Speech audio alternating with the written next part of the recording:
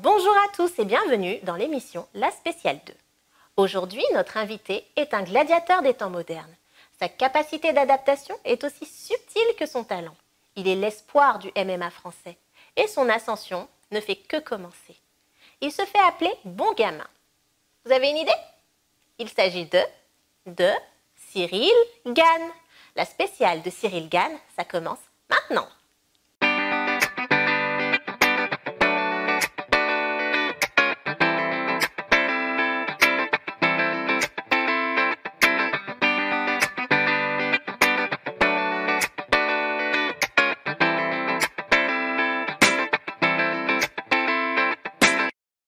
Bonjour Cyril. Bonjour. Comment vas-tu? Ça va très bien, merci. Alors ça fait quelques mois que je t'ai rencontré. Ouais. C'était au mois d'août, avant l'UFC d'ailleurs. C'était avant mon premier combat justement, je crois. C'était ça. Et quel parcours depuis hein? Ouais, ça s'est bien passé, on a enchaîné, on a pas mal enchaîné, quasiment tous les 2 mois. Donc on a eu 3 combats depuis. 3 victoires. Tout suivi. Merci, c'est gentil. J'étais même en train de voyager à un moment donné sur une aire d'autoroute. Je me suis arrêtée pour regarder, ça captait pas bien. Je me suis mis au milieu du chemin. C'est vrai? Ah oui, mais il fallait que je regarde, Merci beaucoup, franchement. c'est gentil. Donc j'ai vraiment suivi et waouh! Ouais. Alors c'est quoi? C'est 20e, 15e? Ah non, on est 15e, numéro 15. Pouah. Clairement numéro 15 mondial et pourvu que ça dure, on va dire je suis 15e mondial, mais j'ai eu la chance de ne pas encore avoir croisé la route d'un gaillard solide, très solide, qui a pu approcher d'ailleurs le top 5 ou des choses comme ça. Mais là, le prochain combat sera un vrai test. Pourquoi pour toi, c'était pas encore un vrai test? Si, c'était des vrais tests, parce que c'était des gens bien plus expérimentés que moi, notamment le dernier qui avait plus du triple de combats, moi même plus. Et donc ça s'est bien passé, ça s'est géré, ça s'est bien passé de manière avec une maturité, j'ai envie de dire. Donc c'est très rassurant face à quelqu'un d'expérimenté. Donc non, je me sens bien. Mais là, on va tomber sur un nom. Je peux pas le dire encore. Non, mais c'est pas grave. Non, je vais garder le suspense de moi. Je vais attendre, je vais faire comme tout le monde et puis après je vais faire non. Truc de ouf. Donc du coup, tu passeras un peu plus tard. Dans la soirée, tu veux dire? Oui. Alors déjà, ce sera sur le continent américain. Ah, ça, yeah. T'as déjà été? Combattu là-bas, non. Alors, Amérique du Nord, le Canada, avec tes KO précédents, l'UFC. Mais là, donc, on va être aux États-Unis, dans une ville très connue aux États-Unis, sur une très belle carte. Donc, qu'on explique bien, pour ceux qui ne le connaissent pas, Cyril Gane est un combattant à l'UFC. L'UFC, on va le laisser expliquer, parce qu'on avait également vu ton comparse Taylor. Oh oui, vétéran du UFC, qui va bientôt, je pense, rejoindre l'UFC. Ah. L'UFC, c'est la plus grosse organisation mondiale. Pour ceux qui ne connaissent pas les sports de combat, on va dire que c'est la Ligue des champions du football, pour faire simple. Exactement. Ouais. Et qu'est-ce que ça fait d'être là-bas? Personnellement, comme j'ai vraiment les pieds sur terre, moi, ça me fait rien. Enfin, ça me fait rien. Bah, je suis fier du parcours. Mais ça me fait rien. C'est trop étrange de dire ça, en fait, si tu veux. Moi, voilà, combat après combat, c'est l'UFC. Surtout l'UFC, ça va être synonyme c'est synonyme de bourse, de bonne bourse. Très sincèrement. Moi, c'est ce que je vois beaucoup. Mais, puis en termes de prestige, il n'y a pas plus prestigieux que l'UFC. Il y a un label, l'UFC, c'est indéniable. C'est vraiment le must depuis des années. Et donc, non, une fierté auprès des Français, une fierté auprès des amis et auprès de la famille. C'est surtout ça. Mais sinon, l'approche, je ne suis pas plus stressé que ça par les interviews là-bas, tout ce qui se passe là-bas. Non, ça ne m'impressionne pas, on va dire ça comme ça. Mais très fier. Et l'anglais alors? Ben, l'anglais, on travaille encore un peu petit à petit. J'ai pris mon cours d'anglais encore début de semaine et il faut qu'on fasse des progrès. Ah oui, carrément, alors t'es en cours. Ah, je suis obligé. Je suis obligé. J'ai fait le fainéant à l'école et du coup, ça me porte préjudice aujourd'hui. Travailler l'anglais à l'école, les enfants, et pas c'est que. super. Et pas que. Mais franchement, l'anglais, ça aide beaucoup. Et on se rend compte plus tard seulement. Mais quand il est trop tard, il est jamais trop tard. Mais donc, ouais, non, on est en chemin. C'est-à-dire que c'est un des aspects, aujourd'hui, sur ma carrière, les aspects à travailler. J'ai un peu le sol, mais j'ai surtout l'anglais. Vraiment. Si je veux que ma carrière explose, il n'y a pas que les frappes et les techniques, il y a aussi la manière de s'exprimer auprès des médias. Et avec Dana White, Bruce Buffer, etc., tu échanges, j'imagine. Personnellement, j'ai jamais échangé avec eux. C'est vrai? Ouais, j'ai jamais échangé. Avec les chroniqueurs, des choses comme ça, oui. Avec Dana White, non. Non. Après, un jour, je pense que ça arrivera, ouais. Quand on va grappiller les places, je pense que ça arrivera. On espère. On croise les doigts, on est à fond pour ça, hein, en tout cas. Tu viens du Muay Thai et kickboxing? C'est ça, exactement. C'est-à-dire, j'ai commencé, donc j'ai 29 ans. J'ai commencé à l'âge de 24 ans. Ouais, c'est ça. À 24 ans, j'ai commencé par le Muay Thai. Avant, j'étais complètement sur autre chose, le basket. Et à 24 ans, je faisais plus rien. Parce que je travaillais, j'étais en BTS et je travaillais le week-end. Et mon magasin, dans le management. Et mon magasin est ouvert le samedi et dimanche. Donc les sport co, c'était plus possible. Donc je faisais plus rien. Puis à un moment donné, dans mon BTS, quand je le faisais par alternance, j'avais un ami dans ma classe qui lui faisait du Muay Thai. Danny Njiba, d'ailleurs pour ceux qui aiment les puristes de Muay Thai, allez le voir. Multiple champion de France, également du monde. C'est lui qui m'a dit, mais viens faire un tour, parce qu'on s'était liés d'amitié, et je faisais rien. Il m'a dit, viens, on est parti au Puto Scortaï, avec qui on a fait 3 belles années, notamment avec mon coach principal, head coach Xavier Séverin, pardon. Et donc on a excellé en 3 ans, on a battu, on va dire, le numéro 1 mondial en Muay Thai, Yacine Bouganem. Waouh. Ouais. Malgré ma jeune expérience, etc., les gens étaient surpris. Bon, j'étais de loin le mec qui n'était pas favori du tout. Mais moi, j'avais confiance en moi et je savais que ça allait le faire et ça l'a fait. Donc en Muay Thai, donc ça a fait 3 ans. Et dans la foulée, j'ai rencontré, à la base, c'était pour du sparring. Trouver du sparring en poids lourd, parce qu'en France, même un peu partout, c'est assez dur à trouver. Et moi, à l'époque, j'habitais à Nogent-sur-Marne. Et c'est vrai que Porte Dorée, donc MMA Factory, je savais qu'il y avait des poids lourds là-bas, notamment Francis Ngannou et d'autres. Et donc j'ai toqué à cette porte-là et c'est comme ça que j'ai fait la rencontre de mon coach actuel, Fernand Lopez. Et on a commencé et ça fait déjà 2 ans. Et en 2 ans, on est 15e à l'UFC.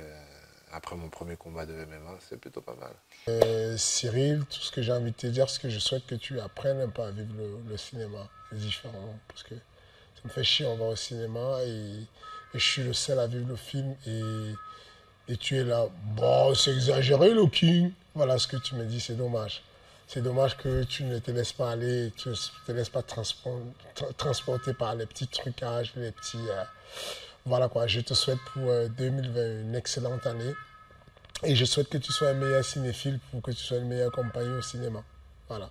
Tu te prépares un peu à la Rocky Balboa, tu mets la photo de l'adversaire partout, t'en rêves. Même pas, parce qu'en vrai de vrai, je suis hyper concentré sur mes capacités à moi.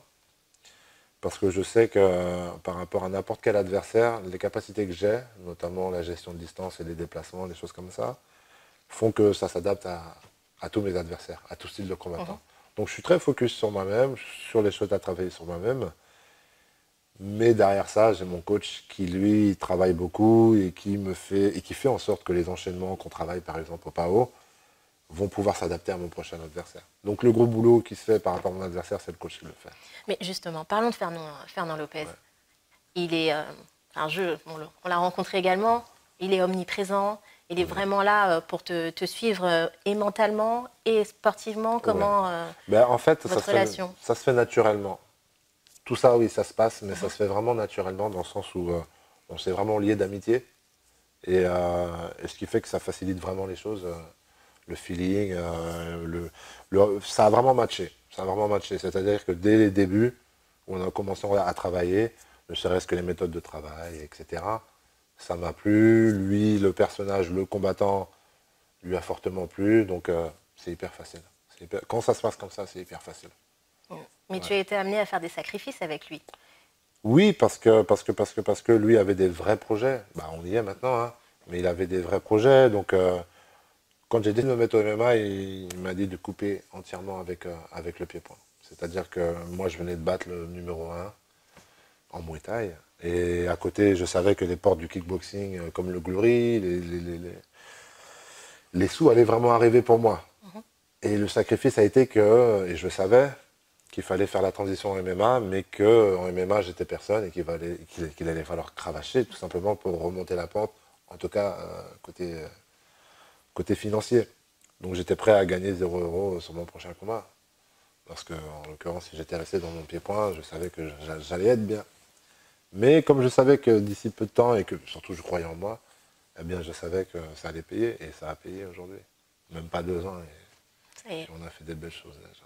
Mais même si tu croyais en toi, est-ce que tu pensais vraiment que tu en serais là aujourd'hui? Aujourd'hui, à l'heure actuelle, au rendez-vous aujourd'hui, 15e Non, mondial. non, pas aujourd'hui avec moi, parce que moi... Non, non, non. Mais franchement, non. J'ai toujours été surpris. Il y a eu toujours... les pronostics ont toujours été déjoués. Ça a toujours été plus rapide que ce qu'on pensait. C'est toujours arrivé plus rapide. Muay Thai, ça arrivait plus rapidement que ce que l'on pensait. UFC, on savait que ça pouvait arriver. Peut-être pas tout de suite. Et finalement, ça arrivait bien plus tôt que ce qu'on pensait. Donc non, je suis très chanceux. Tu m'avais dit dernièrement que, selon toi, aux Antilles, il y a énormément de potentiel Salement. combattants. Et pourquoi? Pourquoi? Parce que je pense qu'on a une génétique, et je pense déjà d'une, on l'a prouvé dans les autres sports, les sports qui sont beaucoup plus démocratisés comme le foot, comme l'athlétisme, comme le basket. On pourra avoir des Antillais, Guadeloupéens, etc. Exceller, ne serait-ce que dans l'équipe de France en 98. Il y a vraiment moult exemples. Dans le basket, c'est pareil. Dans l'athlé, c'est pareil. Et dans le judo, aujourd'hui, c'est pareil. Oui, dans le sport de combat, aujourd'hui aussi, c'est pareil. On a eu du Mormec, on a eu nous, les frangins Lapillus. Exactement.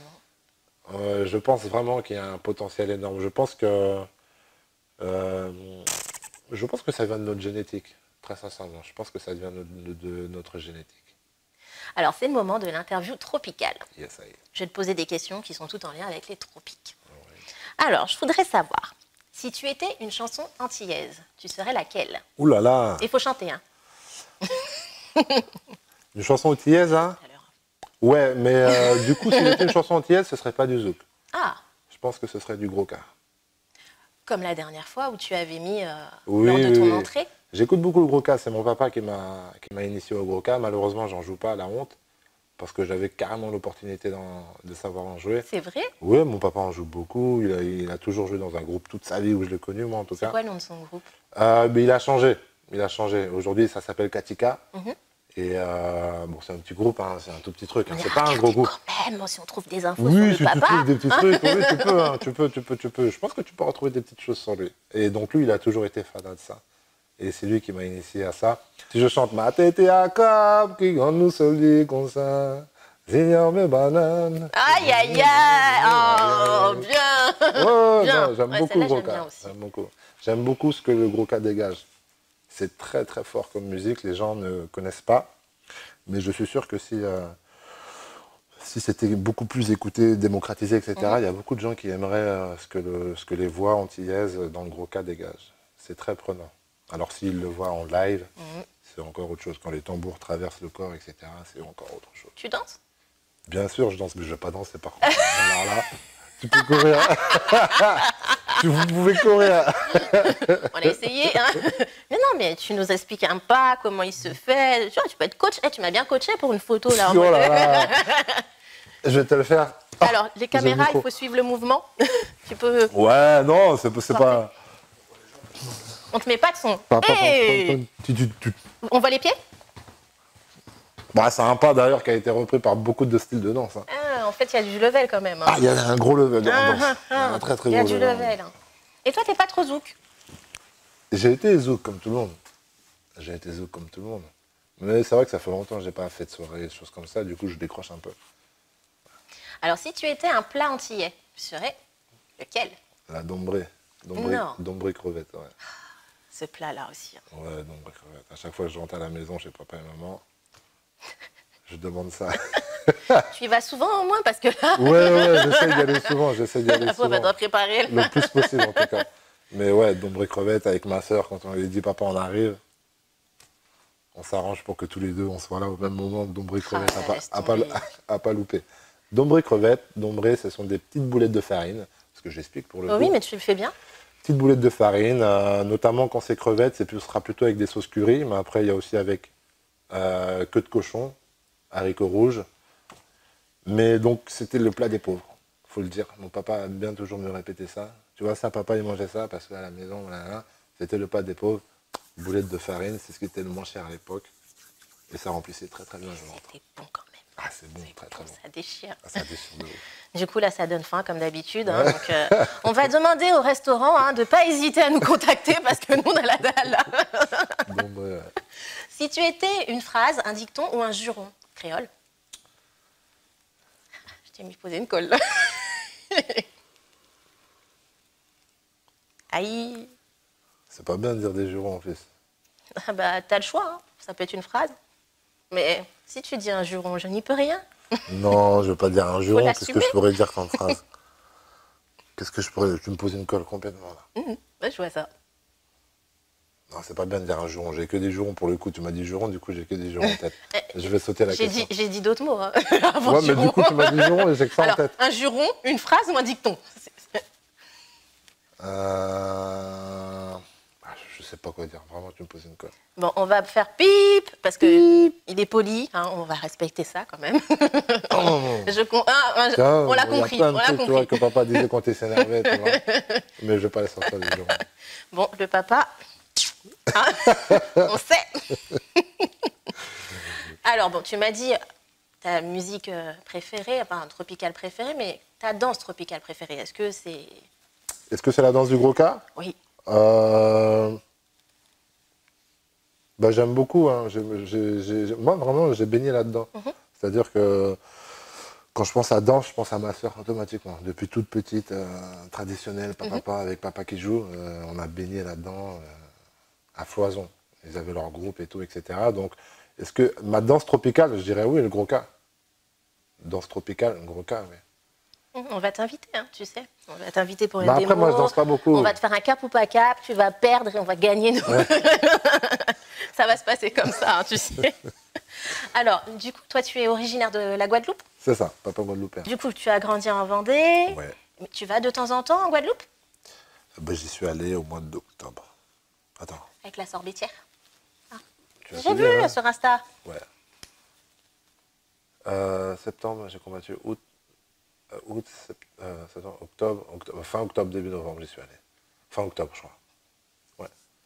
Ça faisait longtemps que j'y avais pas été en plus. Ouais, ça faisait beaucoup. Ça faisait du bien, ouais. Ouais. J'y suis allé en plus avec ma petite chérie et ma petite fille Oui. que j'ai depuis peu de temps. Et donc, du coup, pour elle, c'était la première fois. Donc, c'était important d'y aller quand même. Et c'était de bons souvenirs. J'ai fait la surprise à papa qui était parti là-bas en vacances. Et en fait, les filles devaient venir me rejoindre en Asie, c'était à Singapour. Elles devaient me rejoindre en Asie. Seulement, la fifi, elle avait même pas 1 an. Et donc, du coup, l'avion, ça faisait beaucoup de temps de vol. Ce qui fait qu'on a trouvé un truc avec quelques heures de moins. Enfin, avec pas mal d'heures de moins quand même, mine de rien. Et on a décidé la Guadeloupe et aller faire la surprise à papa. Ah, On frère. est parti chez la tontante. Et on a dit bonjour. Qu'est-ce que vous faites là, mon garçon? Ah, ça c'est beau, ça c'est violent, c'est beau. Ouais, non, ça. c'était bon, c'était bon. Même ma tante qui a élevé mon papa, elle m'avait pas vu depuis longtemps et tout. Elle dit, qui c'est qui vient sonner chez moi comme ça? Elle voyait pas, qui c'est qui se garde devant chez moi? Toi, les grands-mères antillaises, qui c'est qui se met devant mon portail là? C'est pas bon ça, je connais pas cette voiture. Et elle a pas les bons yeux, donc elle se rapproche. Elle était partie pour l'embrouille. Et c'est quand je suis rentré, elle a dit, mais c'est qui ça? Et c'est quand j'ai souri qu'elle a vu mes dents, elle a dit, hé! Elle a reconnu, ça faisait longtemps, je l'avais pas vu. La plage, tout ça. Oh là là là là là. Non, non, non. Ah, ça fait rêver. Il pleut actuellement, tu vas le dire. Hein. C'est l'hiver. Il fait un peu froid, on a mis le chauffage, il pleut. Donc Ouais, forcément, ouais. on en rêve, hein, on en parle. Donc, et tu comptes faire quand même des petits stages là-bas? Ben, c'est une grosse question parce que du coup, des gens m'ont reconnu pas mal là-bas. Et du coup, ben, j'ai eu l'occasion de parler pas mal de fois avec des gens d'arts martiaux, etc. Et plusieurs fois, ils m'ont posé la question. Et c'est vrai que là, j'avais pas le temps, mais ça m'a donné beaucoup d'idées. Ouais. Ça m'a donné beaucoup d'idées. Je pense que le prochain voyage, c'est sûr et certain, je vais prendre contact avec des salles de sport. Alors, je vais te donner le nom de personnalités et Ouh tu là vas là. me dire si tu les verrais combattants ou non. Alors, attends. Alors, par exemple, si je te Ah, dis ok, ok, d'accord. moi, Ok. est-ce que tu me vois combattante et ou tout pas? Je pense, oui. Ah, t'as raison. Je pense. T'as raison. Bah, Alors- avec je joue en vrac, peut-être pas, mais. Ouais, là, pour l'instant, on va attendre. Enfin, Oui, je pense. Ouais, je mais pense. non, j'ai un problème de récupération, moi. Les combattants, ils Tranquille, récupèrent t'inquiète, vite, tu vois. T'inquiète, Hein, t'inquiète. c'est bon, bref. Alors, Usain Bolt, Ouh là là, très grand combattant. il pourrait faire du MMA. Hein. Oui, belle envergure, avec une génétique, une musculature, on va dire. Comment ça s'appelle? Malgré tout, il est sprinter, donc il a une génétique, je ne sais plus, je perds mes mots, une fibre très explosive. Mais c'est vrai que le MMA, tu as besoin un peu des deux. Un peu de John Jones. fibre, un peu de fibre lente, etc. un peu muscles comme lui, non longs et tout. Ce serait ça un peu. Vladimir Poutine. Oui, gros cogneur. Mais il boxe un peu déjà. C'est vrai? Oui, oui, oui. Ah. Oui, oui, il lutte, il boxe, il fait des choses comme ça. Ouais. Et Trump. Non. Non, non, non, je ne vois pas en tant que combattant. Non. C'est vrai? Non. Ne serait-ce que par sa génétique. Pas terrible. Bon, là, je suis obligée. Hein. Octogone oblige. Booba. Booba, oui, Booba, oui, c'est même pas une question à poser. Booba, il a déjà combattu. Il a déjà fait des combats de Muay Thai, des choses comme ça. Il aime ça. Il s'entraîne beaucoup, hein. Il s'entraîne beaucoup. Il s'entraîne beaucoup. Il devrait peut-être s'inscrire sérieusement. Bah non, c'est Non. bien, il est dans le rap, c'est mieux, c'est mieux, c'est mieux. Il s'entraîne et qu'il reste dans le rap, ça suffit. Marine Le Pen. Marine Le Pen ouais, je pense. Un peu le peps, machin et tout. Je pense qu'elle aurait la rage un peu de faire du sport de combat. Elle pourrait, je pense. En tout cas, maintenant c'est trop tard, mais elle pourrait. Harry Roselmack. Oui, bonne génétique. Il est assez sec, une bonne fibre musculaire assez tonique. Je dis oui. On va lui dire à Harry. Ouais. Si il veut venir prendre des cours avec moi, il n'y a pas de souci. Ah, en plus, mais c'est vrai que t'es coach aussi.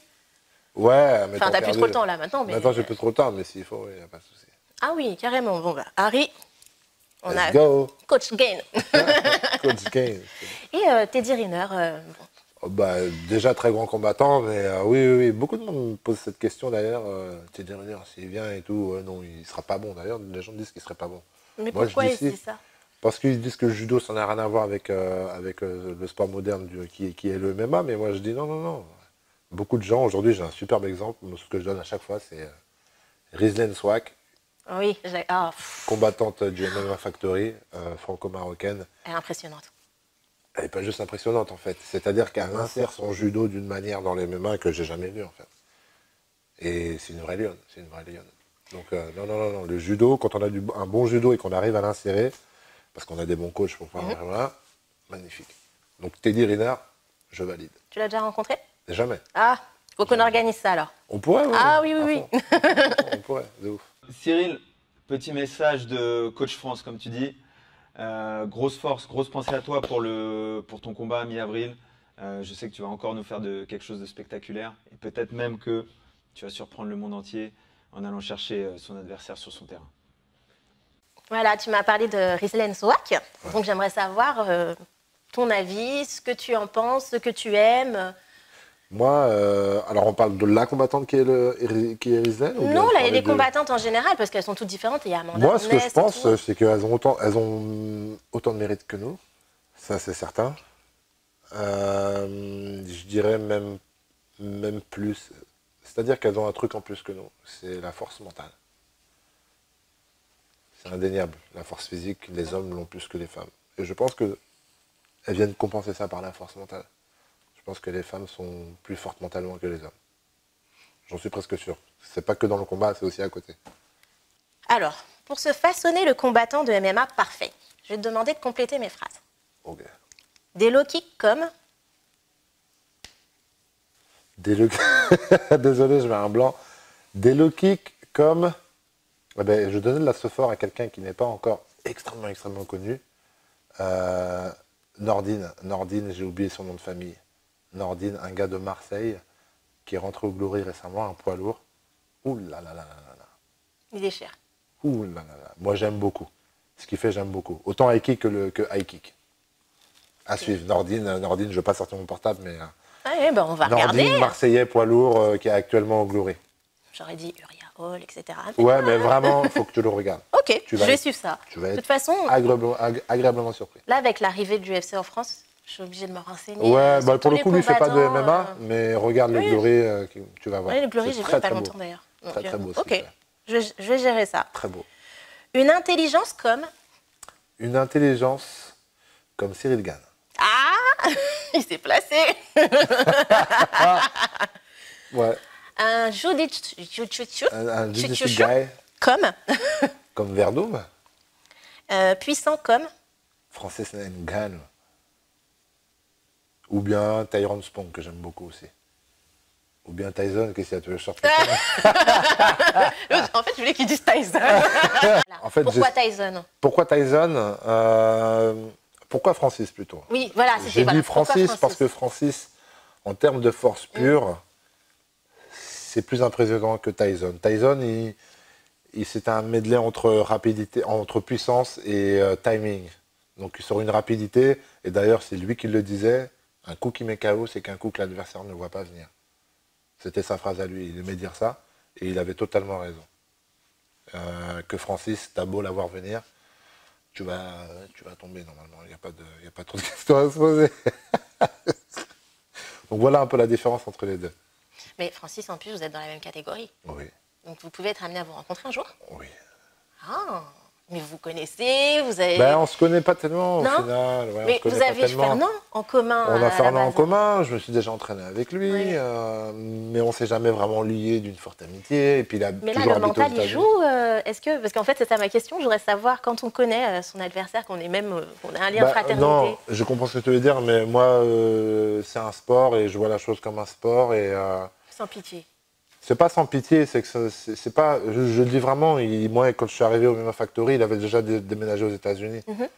Donc il est venu rapidement préparer ses combats et comme je dis, on s'est pas vraiment lié d'amitié comme si on était frangins, quoi. Donc je pense que demain l'UFC pourrait nous proposer un combat comme ça, ce serait dommage parce qu'on est né au même endroit, au même Factory, on représente tous les deux un peu la France, même s'il représente aussi l'Afrique. Ce serait dommage. En tout cas, j'espère que si jamais ils veulent nous faire ça, qu'ils nous fassent ça vraiment dans le dernier des cas, c'est-à-dire que Francis a la ceinture et que ça fait longtemps qu'il la défend et que moi je suis au pied depuis longtemps et que bon, un jour peut-être faudra le faire. D'ailleurs, dans 30 ans, tu te vois comment? Déjà, tu vas bientôt avoir 30 ans cette année, je crois. Je vais avoir 30 ans cette année, le 12 avril. Ouais, la question qui tue, dans 30 ans, je vais avoir 30 ans. Ouais, de ouf. Non, dans 30 ans, alors je serai à la retraite depuis, hein, et j'espère que je vois 10 ans de carrière, donc à mes 40 ans, et avoir monté des petits business avec l'argent que j'aurai gagné. Et je serai un paisible retraité qui pourra voyager et qui aura mis sa famille à l'abri. Oui. Voilà. Eh bien, écoute, sur ces belles paroles, je te laisse dire un petit mot à toutes les personnes qui te suivent, tes fans, des rendez-vous peut-être aussi. Des rendez-vous, ouais, prochainement peut-être si vous m'invitez, si vous avez des choses, des représentations à faire, je ne sais pas, dans la mode, ouais, avec plaisir. Et surtout, merci beaucoup du soutien que j'ai de votre part. D'ailleurs, c'est pas que la France, c'est aussi le Canada, c'est aussi la Suisse et parfois même encore outre-Atlantique. Merci beaucoup pour toute cette force et je vous vois vraiment et je vous sens vraiment. Et je le fais pour tous les gens qui sont derrière moi, vraiment. Merci beaucoup. Bon, c'était la spéciale de Cyril Bongamin Gann. Nous, on se retrouve très très vite. Et puis, on va regarder ton prochain combat. Ouais, on croise les doigts. Merci beaucoup. Comme d'habitude, hein. Popcorn, etc. N'oubliez pas. Tchouk, tchouk. Ça va le faire. À très vite.